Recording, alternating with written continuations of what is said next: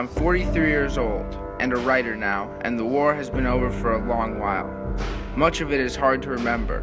The memory traffic feeds into a rotary up in your head, where it goes in circles for a while. Then pretty soon, imagination flows in and the traffic merges and shoots off down 1,000 different streets.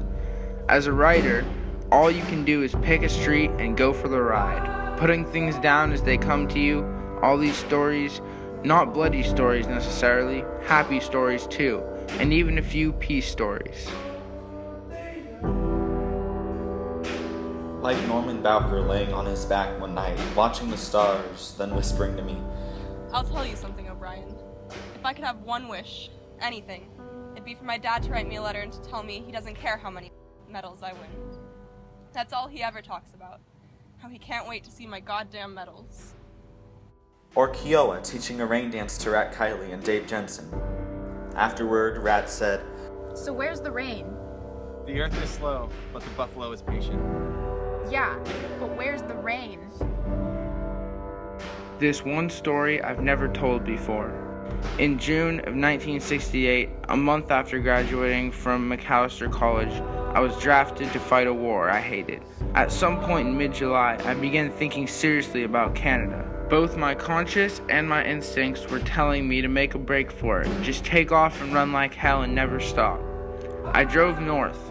Off to my right was the Rainy River, wide as a lake in places, and beyond the Rainy River was Canada. You're at the bow of a boat on the Rainy River. You're 21 years old. You're scared, and there's a hard squeezing pressure in your chest. What would you do? Would you jump? Would you feel pity for yourself? Would you think about your family and childhood and your dreams and all you've leaving behind? Would it hurt? Would it feel like dying? Would you cry as I did? Right then, with the shore so close, I understood that I would not do what I should do. I would not swim away from my hometown and country and my life. I would not be brave. I would go to war. And so I sat on the bow of my boat and cried.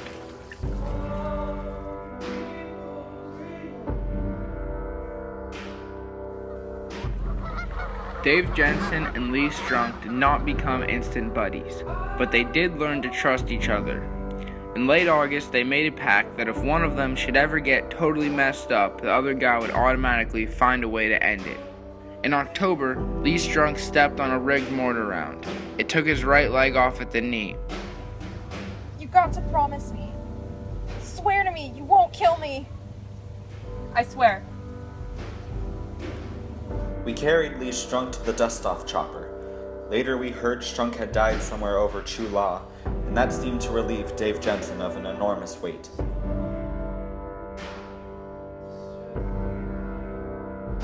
On an afternoon in 1969, the platoon took a sniper fire from a filthy little village along the South China Sea.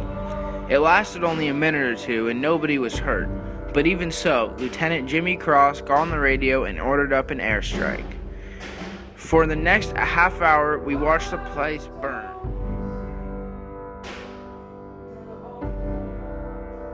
When it ended, we formed into loose line and swept through the village.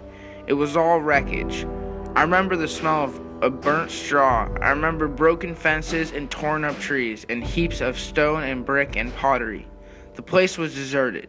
No people, no animals.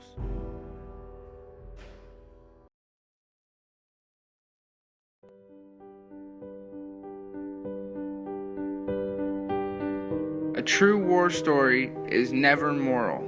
It does not instruct nor encourage virtue, nor suggest models of proper human behavior, nor restrain men from doing the things men have always done. If a story seems moral, do not believe it. And if at the end of a war story you feel uplifted, or if you feel like some bit of rectitude has been salvaged from the larger waste, then you have been made the victim of a very old and terrible lie.